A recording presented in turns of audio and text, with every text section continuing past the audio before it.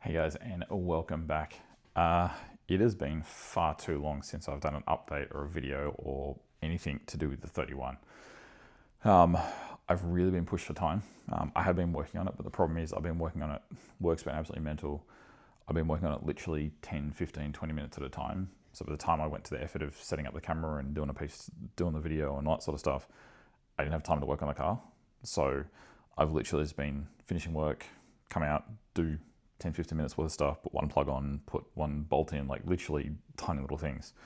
At the point now that the kind of the last few bits are getting bolted on, so I'm figuring out those final locations. So it's literally just 20 minutes of me standing here thinking and kind of temporarily putting things into place and kind of seeing what fits and what doesn't, where it fits and where it doesn't. So not the most exciting a video.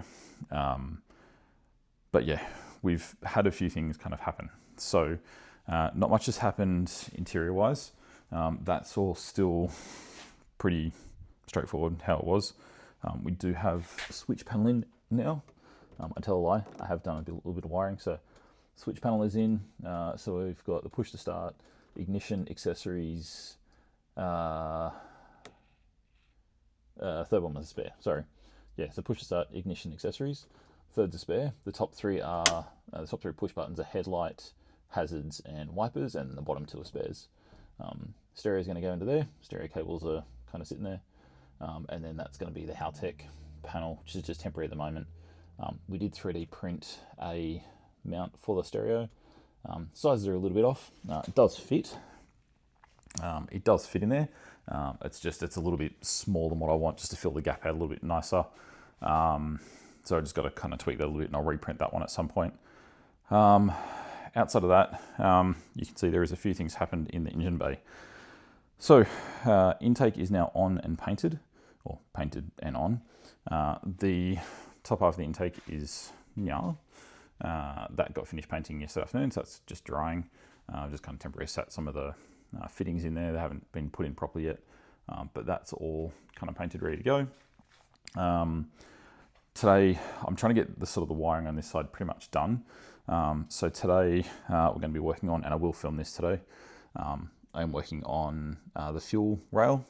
So you can see fuel regulators in. I'm waiting for a bracket for, let me turn some lights on here so we might be able to see a little bit better. Let's see if we can point a bit of light in here so we can actually see what we're talking about. Haha. So fuel filter is down here. I'm waiting for a bracket for that. I've just kind of temporarily sat the fittings on there just so I can kind of see where things are going to run and what's going to be in the way and that sort of stuff. So fuel filter is mounted down the bottom here. I'm waiting for a bracket for that. Final location might change just slightly for that one. Hoses are in, so the way I'm making that fit, it's a little bit on the dodgy side, but it's not unsafe at all. So I've had to coil that over because the two hard lines come out from here. Having lack of space and whatever in here, short of cutting the hard lines all the way back, which I kind of wanted to avoid, and putting hose in from sort of way back, I've had to sort of coil that over so it can make like a loop and fit back in. If it wasn't for this, the flex fuel sensor probably wouldn't be as big an issue, because I've kind of had to reposition everything. That's how it's going to have to be. Has got a fair bit of space, a bit of room to kind of move around and whatever. So final position of that's probably not 100% going to be there, but it'll be that area.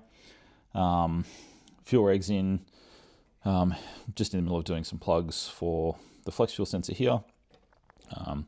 All the wiring otherwise for this leg or side of the engine's done. This is the alternator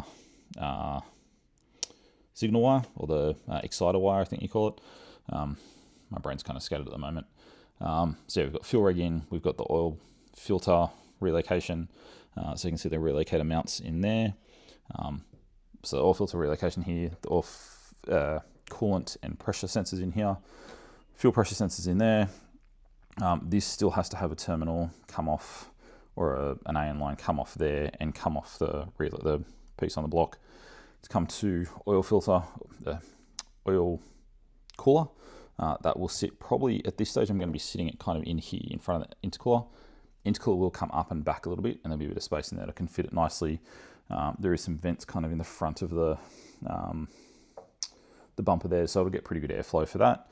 So yeah, injector wiring's got to go. You can see I've done This is the piggy tail for the injectors, and then the piggy tail for the coil packs is sitting down the bottom there. So coil packs will sit underneath. Knock sensors down there plugged in. The starter motor or relay trigger for the starter motor is down there. I've just got to do obviously the 12 volt from battery. Main battery line here. Got to put the post in. That'll feed to there. It'll feed to alternator, etc. And they've got to find a good earth point as well. So I've bunged up the old sensor points there from the OEM fuel coolant sensors and stuff.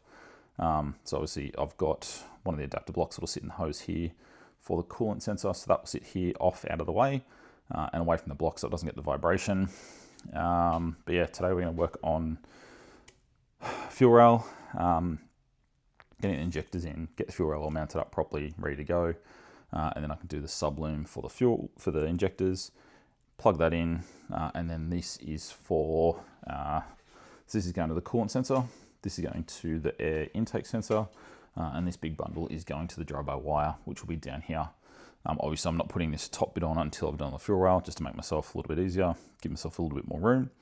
And then this will obviously all get sheathed. I've got some nice big P-clamps that this is going to sit on, kind of keep it up here out of the way so it's nice and neat, not floating around. And then the obviously injector rail, the injector wiring will kind of sit because it's kind of so well fixed in together. It'll kind of sit neatly in there anyway. Yeah, there's a lot going on. There is an absolute ton going on at the moment. So yeah, we're at the last little bit now. I'm starting to bolt things in. I'm starting to get things together properly and kind of get into their final positions. So there is a few things that are changing as I kind of put them in and go, nah, it's actually not going to work where I think it's going to work or where I thought it was going to work. I've got to fix up some things with the exhaust manifold. It has got a little bit of a bow in it, so I'm trying to flatten that back out. It looks like just the two ends are kind of warped a little bit, so that's a whole bunch of fun trying to grind that flat. I've got kind of two reference rails either side. I don't know if you can see it. I haven't got much light down here, but I've got two reference rails either side. It's not a huge amount, but it's enough that I don't want to go reefing that down onto the block because I'm just worried about pulling a head stud, one of the studs out of the block, out of the head, sorry. My brain is scattered. I don't want to go reefing it down and kind of bending into place because I'm worried about stripping one of the exhaust manifold studs out of the head. So I've got those two. I've got a bit of angle iron that's nice and square. I've made it nice and flat. So I've got that either side. So I've kind of got a reference as to where I need to take it down to get it as square as possible. And the nice big gasket will fix the rest, even if it's not 100% perfect, but it'll be close enough. It is days like this, I wish I had a mill still. The old engineering shop would have been done in about 30 seconds, but it is what it is. We work with what we've got to work with. So yeah, let's get stuck into this. I'm going to put this up as a separate one. I'll videotape myself doing the injectors and stuff today. You can learn that with me because I haven't done that before. I haven't worked on this particular setup before, so there's a bunch of fittings and adapters and stuff kind of put in as we go. So we'll get that done today. I'll put that up as a separate video. But we're getting there. It is getting closer and closer by the day. I've only been ticking off little bits every day, and it's felt like I haven't done much. Getting the intake and stuff off yesterday was a big tick off the bucket list, and it felt like I got a lot done yesterday. And I was only really working on half the day, so full day today. So going to get cracking into it. Do need to Dr. Bunnings and pick up a couple of high tensile bolts for something else on here. But other than that, let's get cracking. Thank you for joining in, people. Thank you for staying along for the journey. I hope you're enjoying the videos. I apologize I haven't put as much up as I wanted to, but yeah, it's been a lot harder than I thought. Trying to find the time to get this done as quickly as I wanted and in the blocks that I wanted to. Just work's been crazy. Thankfully that's going to settle down. That should settle down a little bit over the next couple of weeks. So should be able to get a few blocks and get a few more videos and stuff up. So yeah, stay tuned. As usual, do the like, comment, share, subscribe thing down the bottom. Every little bit helps with the YouTube algorithms and social media algorithms. So stay tuned. Hopefully this will be out on the track soon, and we'll see you out there. Take care, guys.